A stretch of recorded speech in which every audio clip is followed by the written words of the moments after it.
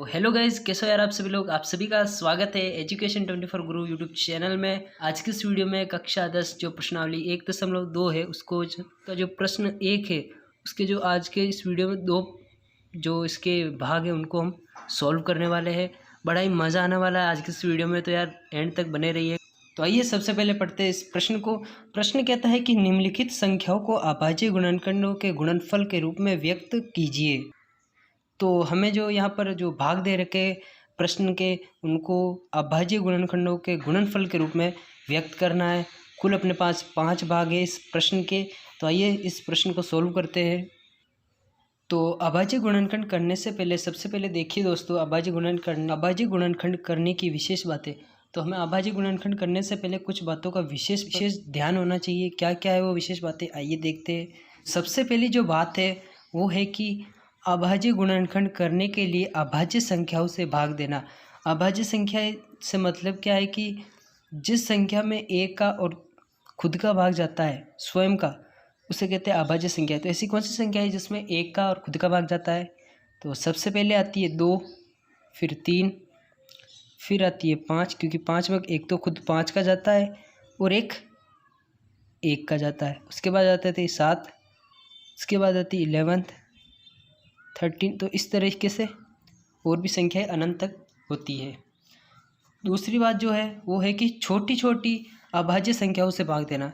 ऐसा नहीं है कि हमारे पास 18 है तो हम सीधे 3 से भाग दे दें उसमें। ऐसा करना गलत है।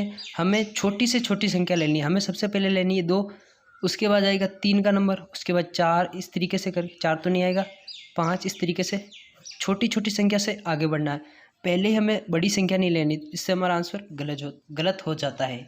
तो आइए चलते हम क्वेश्चन को सोल्व करते हैं। तो सबसे पहली जो संख्या है वो है 140। तो आइए इसे सोल्व करते हैं। बड़ी से आइए दोस्तों पहले भाग का जो हम उत्तर निकालते हैं। तो इसमें सबसे छोटी संख्या से हम भाग देते हैं 2 से।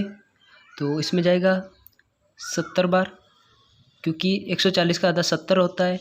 उसके बाद हम देंगे फिर से 2 का, क्योंकि कई अंक यहाँ पर क्या है 0, तो इसमें 2 का भाग पूरा पूरा जाएगा। नेक्स्ट वीडियो में विभाज्यता के नियम पढ़ाए थे, तो इससे आप उस वीडियो को ज़रूर देखिएगा।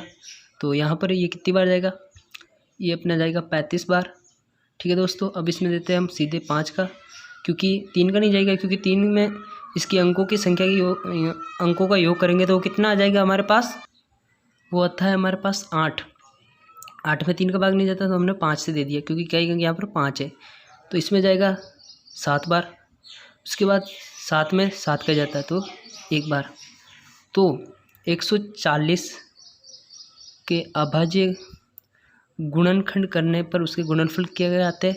तो अब हमें इन सभी को गुणा के रूप में लिख देना है। सबसे पहले है 2, उसके बाद है फिर से 2, फिर गुणा, उसके बाद है 5, उसके बाद है 7।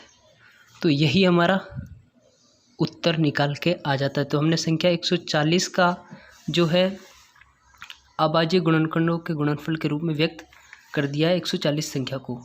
आइए अब दूसरी संख्या देखते हैं। तो आइए संख्या 156 का अभाज्य गुणनखंड करते हैं। तो यहाँ पर जाएगा 2 से, क्योंकि इकाई अंक 6 है तो 2 7 14 होते, 1 बच गया, 2 8 16, इकाई अंक 8 है तो इसमें भी 2 का पूरा पूरा भाग जाएगा। ये होता है 2 को 3 से गुणा 6, 1 बच गया, 2 9 18। अब देखिए इसके जो दोनों संख्या के अंकों का योग करते हैं तो 3 + 9 कितना होते 12। तो 12 में 3 का भाग जाता है, जी बिल्कुल जाता है। तो हम इसमें 3 का भाग देंगे तो कितनी बार जाएगा, 3 एकम 3 और 3 तिया 9। अब देखिए 13 में 13 का भाग जाएगा, क्योंकि किसी संख्या में 13 नहीं आता है। तो यहाँ पर हम लिखते हैं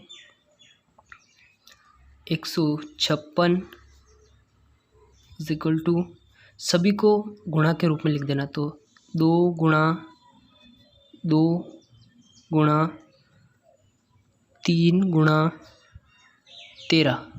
तो संख्या 156 को हमने जो है अभाज्य गुणनखंडों के गुणनफल के रूप में व्यक्त कर दिया। तो इसका भी हमने आंसर निकाल दिया है। तो इस तरीके से संख्या 156 का आंसर आ जाता है।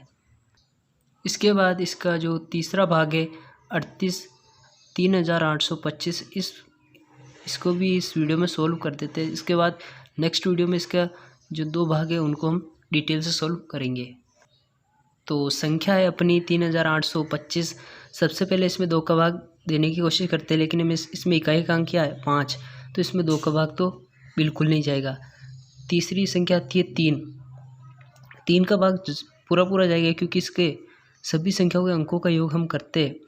देखिए यहाँ ये रफ कार्य है समझाने के लिए, तो ये होगा 3, 8, 2 + 5, यहाँ प्लस है तो 8 और 3 होते हैं 11 + 2 13 और 13 और 5 होते हैं 18। तो 18 में 3 का पूरा पूरा भाग जाता है।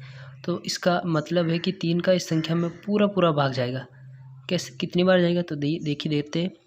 तो 3 एकम 3, यहाँ से 3 दूना 6 हो गया, तो 3 7 21, 1 बच गया, 3 5 15। तो देखिए पूरा पूरा भाग चला गया। उसके बाद फिर से 3 का देते हैं, 3 चौके 12, 3 दूनी 6, 3 5 15। इसके बाद संख्याओं का अंकों का योग करते हैं, तो हमारे पास आएगा 11। 11 में 3 का भाग नहीं जाता, लेकिन 5 का जाएगा, क्योंकि इसमें इकाई अंक 5 है। तो 8 बार जाएगा, 40 आएगा, 2 बच जाएगा, तो 85 आ जाएगा। अब फिर से इसमें 5 का भाग देते हैं, तो यहाँ पर आएगा 5 पंजा 5, उसके बाद 5 पंजा 35। अब इसमें हम 17 का पूरा भाग देते हैं, क्योंकि 17 का भाग 17 में ही जाता है, तो 1 बार। तो संख्या 3825 को हम लिख सकते हैं 3 × 3 × 5 × 5 × 17। तो इस तरीके से हमने प्रश्नावली 1.2 का प्रश्न क्रमांक 1 है, जिसके जो 3 भाग है उनको हमने समझ के सॉल्व कर रही है। आई होप आपको आज की वीडियो पसंद आई होगी यार। तो प्लीज़ मेरे चैनल को सब्सक्राइब कीजिएगा ऐसे ही वीडियो पाने के लिए, और बहुत अच्छा आप सपोर्ट दिखा रहे हो मेरे को। आशा है आप आगे भी ऐसे सपोर्ट दिखाओगे। तो मिलते हैं नेक्स्ट वीडियो में। नेक्स्ट वीडियो में इसके जो 2 भाग हैं उनको भी आसान तरीके से सॉल्व करेंगे। और अगर आपने नेक्स्ट वीडियो जो थी विभाज्यता के नियम वो नहीं देखी तो ज़रूर देखिएगा, क्योंकि उस वीडियो का जो इस प्रश्नावली से बेहद ज़्यादा संबंध है। तो मिलते हैं नेक्स्ट वीडियो में, तब तक के लिए जय हिंद, गुड बाय।